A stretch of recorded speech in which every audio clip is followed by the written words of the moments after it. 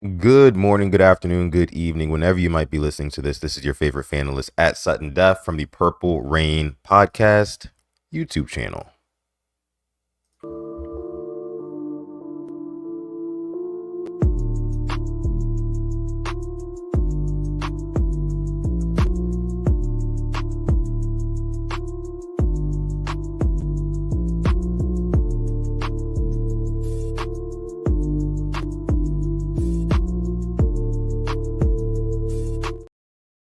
Like I said, what is going on? It is your favorite fanalist at Sutton Def from the Purple Rain Podcast YouTube channel. Thank you guys so much for coming out to this episode of the show.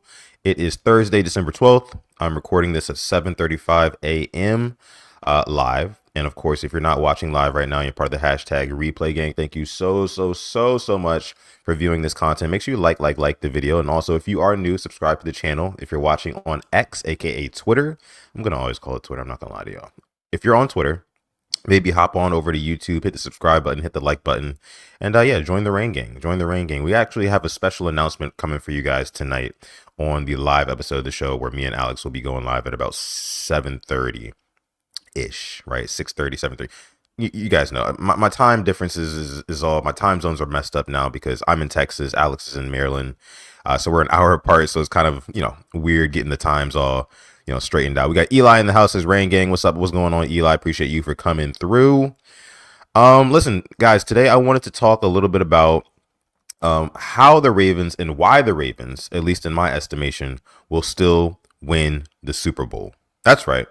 I know I just got on here yesterday and I talked a whole bunch of smack about John Harbaugh and how the culture of this team just does not seem where it needs to be right now. And, I still believe in all that stuff. However, I think that there are some key determining factors that go into my decision here in talking about why the Ravens, or at least in my estimation, why I think the Ravens can still and will still win the Super Bowl. Okay. Before I get into anything else, make sure you follow me on Instagram or Twitter at Sutton Def, like you see down below. I know some of you guys are watching on Twitter right now. And you can follow us on Instagram at the Purple Rain Podcast. And again, just make sure you like this video.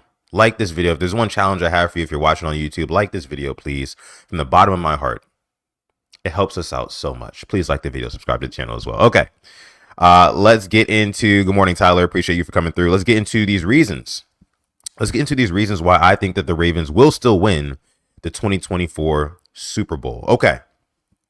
Reason number one, there has been an absolute defensive resurgence with this team. I hope you're listening to me. There's been a defensive resurgence. One stat I want to throw at you, right? Weeks 1 through 10 of the 2024 NFL season, the Ravens were giving up the most big plays in the league. Weeks 1 through 10. Weeks 11 through 13, obviously we didn't play 14, we had a bye. Weeks 11 through 13, with the adjustment of Kyle Hamilton and Ardarius Washington playing on that back end at safety, the least amount of big plays allowed in weeks 11 through 13. The least amount of big plays allowed. In contrast to the most big plays allowed, weeks 1 through 10. The defense is turning around. The defense, dare I say, is peaking. Dare I say is peaking. Here's another thing I'll give you. The defense as a whole, right? I know the back end has been playing a lot better. Run stopping could be better. But guess what? And this leads to my second point. The second reason why I feel like the Ravens will still win the Super Bowl is because we're getting healthy at the right time, right? I just talked about how on the back end, we're getting a lot better after making those adjustments, putting Kyle Hamilton or Ardarius Washington back there. Defense looks a lot better on the back end. Now, what I will say, the run game has had its ailments in the past couple of weeks. We saw Saquon Barkley go off on us. Can't have that, especially not late in games. But listen, we were down a couple of guys in the trenches who would have been crucial into getting that guy on the ground. And we're getting those guys back. Michael Pierce, one of the best run stuffers in the league, an unsung hero for this Ravens team. He's coming back. Travis Jones is getting healthy. An absolute mom, M-O-M, mover of men. That's what Travis Jones is. That's going to help out our pass rush. So I say all that to say, my first 2 points, I say all that to say, our defense, the Ravens defense, looks like it's peaking at the right time. And that's important. That's important. It's super duper important for your defense to peak at the right time, especially if you want success in the postseason. And listen, here's the thing. Our pass rush hasn't been terrible either. Pass rush has not been terrible, right? In recent weeks, we've been getting to the quarterback a little bit more. And here's what I'll say. With getting guys like Michael Pierce back, with getting guys like Travis Jones healthy again, that's going to help out not only the likes of Nnamdi Madubuike, right? Kind of squeezing in the offensive line to kind of help out a little bit more in the interior. But that's going to help out our guys on the outside, right? Kyle Van Noy is a little bit banged up right now, but I do expect him to play. Also, Odafe Owe, who's been kind of on and off with his production all season long. We know this. But with getting more guys back on the interior of that defensive line, I think that it's going to open up more opportunities for those guys on the outside. I think we're going to see that. And that's going to be conducive to us peaking as we look ahead to the playoffs now, right? Let me take a pause. All of these things and reasons why I'm saying we can win the Super Bowl and why we will win the Super Bowl this season is contingent upon one game in the regular season. Can you guess which game I'm about to say? You probably can. It's not this week against the Giants. It's not. It's the game against the Steelers. Week 16. Steelers at Ravens, week 16. Here's something that I'll bring to you guys really quick. And then I'll get back into my list. But this is kind of part of it too. When a team loses consistently to its rival, to its arch nemesis team, in this case, the Pittsburgh Steelers for the Ravens, it does something to their psyche, right? You know how a lot of guys say, oh, you know how they say you're not really a Raven until you beat the Steelers. Guess what? There's a lot of guys on this Ravens team right now that aren't Ravens, according to that notion, because they just have not beaten the Steelers. We have not been able to get around that edge, get over that hump. You know, we just haven't. And I think that what I talked about yesterday with John Harbaugh and the culture kind of lacking right now and everybody just kind of looking disinterested, I think all it would take, like, let's put John Harbaugh aside right now, right? Of course, he cannot get bullied against Mike Tomlin against the Steelers when they play him again in Baltimore at the bank. Can't get bullied. That's for sure. That's one thing. But I think that beating the Steelers would really hit the reset button. Boop. It would hit the reset button on the culture in the locker room. I really, really do think that. Not only because the Steelers are a playoff bound team this year, they're looking really, really good right now. They're hot. But also because that's our rival. And that's largely been our boogeyman, for lack of better words. I mean, Chiefs aside, right? In our division, we got a boogeyman in-house, right? Not to mention the big bad wolf who's out there named Patrick Mahomes and Andy Reid. We got a boogeyman in our house. If we can take him down, if we can take down that boogeyman, which is the Steelers, right? And I hate to talk about them like this, right? Because I'm a Ravens fan. But I'm just being objective here. Telling the truth. They're really good right now. They're really good. If we can knock them off of their high horse, I think it hits the reset button on the culture and we're full speed ahead to the playoffs and we'll start peaking at the right time. It's a mentality thing. It's definitely a mentality thing, guys. Like, if the Ravens can go out there and beat the Steelers in week 16, it hits the reset button on the culture and they're full speed ahead to the playoffs. Full speed ahead. I think it gives this team all the confidence that they need on top of the other things that I mentioned, right? Defense is actually starting to play really well.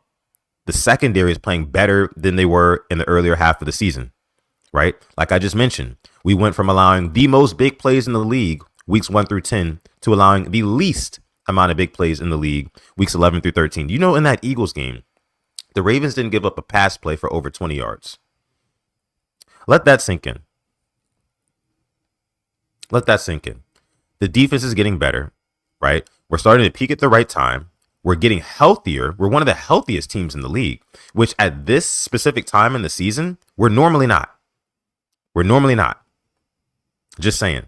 But we're really healthy right now. I think that the only player who's not currently practicing is Sanusi Kane, the rookie DB, which I'm okay with. He hasn't really been playing much anyway this season. So, yeah.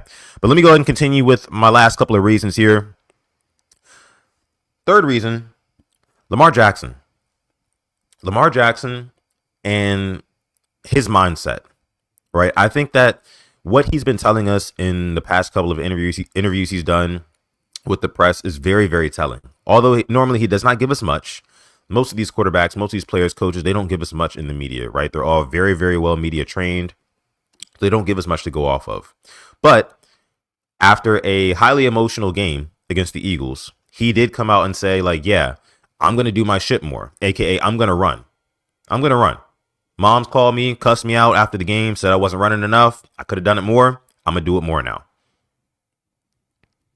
And he reiterated that yesterday, a whole week removed from that loss. He reiterated, like, yeah, for sure, I'm still going to run. Now, he kind of walked it back a little bit, just, I guess not to really tip off the Giants to say, like, oh, Lamar's going to be all over the place.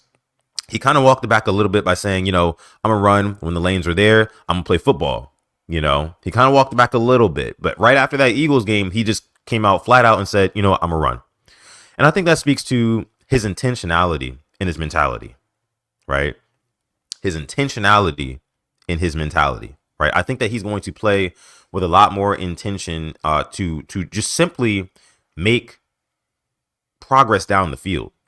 I think that if he sees the lane and he has the option between, because Lamar gets this a lot, flushed out of the pocket, and he's got the opportunity to either scramble and run for like 8 to 10 yards, which will probably be a first down, or he has the opportunity to throw it 20 to 25 yards downfield and basically be like a 50-50 ball, right? I think he's going to be a little bit more intentional and take the higher percentage play, which is him using his legs and running the football to break the back of a defense. I don't think that we're going to see a repeat of what we saw in the AFC Championship game, where we're asking ourselves after that game, Lamar, why didn't you run more? Right? I don't think that we're going to see that. I think Lamar's going to be a lot more intentional with his play down the stretch of this season. Just me. Let me see. Last couple of reasons. Again, it really seems like this team is going to peak at the right time. For the most part this season, the offense has been the one carrying the load. I can say that. Like the winning streak stretch, things like that, the offense was carrying the load. The defense was kind of getting dragged, getting backpacked, if you will. Now, like I mentioned before, the defense is getting a lot better. It really feels like when this team peaks, they are going to be absolutely dangerous. I've been saying it all season long. It feels like the Ravens have been playing a game of whack-a-mole, right? You guys know the game where you whack down one little rabbit or whatever, and then another one pops up out of the other hole. That's how it felt with the Ravens. That's really how it felt with the Ravens. Well, I guess whack-a-mole, you're whacking moles, right? Yeah, so you guys know the game whack-a-mole, right? Where a mole pops out of the hole. You got to whack it with a little thing. It goes down. Then another one pops up. That's kind of how it's felt like with the Ravens all season, right? Problems. We solve the problem, and then another one pops up over here, right? So 1 minute, the offense is playing really well, and the defense is playing like trash. And we fix the issue. We fix the issues with the defense. Then all of a sudden, the offense is playing like trash, and the defense is playing really well. It feels like the cream is rising. Like my guy Tyler in the chat says, it feels like we're starting to come around to that peak where we're firing on all cylinders. And peaking at the right time is so important for a team going into the playoffs. It really is. It really is. You can ask the 2012 Ravens. And this is my last point here. You can ask the 2012 Ravens who actually won the Super Bowl what it took, right? It took peaking at the right time because there was a lot of adversity that season. There were some early season struggles. There were some, guys were hurt. But then they turned it around towards the end of the season. They really peaked. And the only thing that this 2024 Ravens team is missing that the 2012 team had, of course, we're going to say Ray Lewis and Ed Reed. But what came with those guys?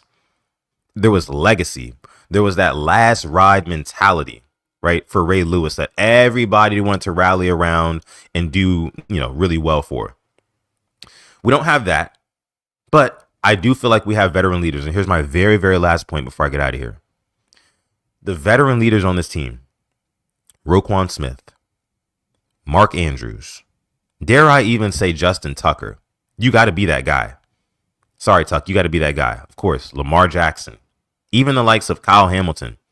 Guys have to step up and be leaders. Now's the time. Now is the time to be a leader. That's going to be part of the Ravens peaking at the right time. It is. It just is. What's going on, Brent? Says on my first break of the day and PRP is live. Let's go. What's going on, Brent? Appreciate you for coming through to this episode. And Eli says it right here. The Steelers game will let me know if we are contenders or pretenders. Exactly. It's really as simple as that. It's really as simple as that, to be honest with you. If the Ravens beat the Steelers, like I said again, it hits the reset button. Boop. It hits the reset button on the Ravens season, on the Ravens culture. I feel like it just does. It just does. So I'm gonna run through these reasons one more time. Why I think the Ravens will win the Super Bowl this season. Why do I think the Ravens will win the Super Bowl this season? Let me run through these reasons one more time before I get out of here. Number one, the defense is peaking at the right time. We went from last in the NFL in big plays allowed to first in the NFL in big plays allowed, or you can kind of reverse that. We're not giving up big plays. Weeks 11 through 13, we are not giving up big plays. Weeks 1 through 10, we were giving up all the big plays. Literally went from last to first, or first to last, however you want to look at it. Getting healthy. We're getting healthy. The Ravens are getting back Michael Pierce, Travis Jones, guys like that who are really going to bolster this defensive line and stop the run and also improve the pass rush as well and improve the guys' performances on the outside. Dafe Owe and Calvin Noy, I'm looking at you guys. Hell, even Atavius Robinson. Third thing, Lamar Jackson, his playmaking. I think he's going to be a lot more intentional with his mentality. I think that we're not going to be seeing the same indecisiveness when it comes to, hey, should I run the football or should I throw it down here? I think when you see green grass in front of Lamar Jackson, he's going to take it. And he's been very, very adamant in talking about that to the media and to the press. So expect that. Expect more of Lamar's legs. And I think that's going to help us out. Getting momentum heading into the playoffs. We got to peak at the right time. I said a big part of that is beating the Steelers. Of course, we're expected to beat the Giants. Of course, we cannot look past the Giants. And Alex and I will be talking a lot more about that matchup tonight on the show. But we can't look past the Giants, but the Steelers is going to be the game. If you beat the Steelers, I think it gives this locker room, it gives this coaching staff, it gives the fan base confidence that we actually have a shot to go all the way this season. I still feel like we have a shot, more than a shot, to go all the way this season. The AFC is not that awesome, not as awesome as I think that a lot of people would have imagined it to be this year, to be honest with you. But yeah, moving right along. The similarity to the 2012 Super Bowl team. This was something that I really thought about, and I kind of had to turn the clocks back a little bit in my memory to remember what was happening around that time. But the Ravens faced a lot of adversity in the 2012 season. They've also faced a lot of adversity here 12 years later in 2024. In 2012, they won the Super Bowl. In 2024, it's a very, very similar story, minus Ray Lewis's last ride. Minus that. Yeah, I can just leave it at that, man. I mean, I'm prepped for a storybook finish, one way or another, win, lose, or draw. But I do think that with the way this team is looking right now, in the next 2 weeks, if the Ravens can beat the Steelers, it's full speed ahead to the playoffs and the Super Bowl. I think all this team is missing right now is confidence and culture. We have health. We have an MVP quarterback. We've got a star-studded defensive lineup, right? And hell, I know I talked bad about John Harbaugh yesterday, but we have a Super Bowl winning head coach who's been there, who's done it before. So I'm putting my faith, I'm putting my eggs in the basket of the Baltimore Ravens this season. I am. I'm not giving up. I'm not giving up for all those reasons I just stated, and I hope you don't either. Listen, my name is Sutton Def from the Purple Rain Podcast YouTube channel. You can follow me on Twitter or Instagram at Sutton Def. I know some of you are probably watching on Twitter right now. Make sure you follow me on Twitter. Also, come on Instagram and follow us on Instagram at the Purple Rain Podcast. And then also after that, come over to YouTube, which is where we post all of these shows, every week. Follow us on there as well at the Purple Rain Podcast and subscribe rather. I appreciate all you boys for coming through. Never give up, says Brent. Yeah, my name is Sutton Duff again. I hope you guys have a beautiful, beautiful day. Yeah, And like Alex would always say, stay positive, test negative, and never, ever, ever forget, even on the rainiest of days, to call God. It's been another episode of Sutton in the Morning. I think that might be what I call it, Sutton in the Morning. Another episode of Sutton in the Morning, your favorite fanalist. Signing off. Peace.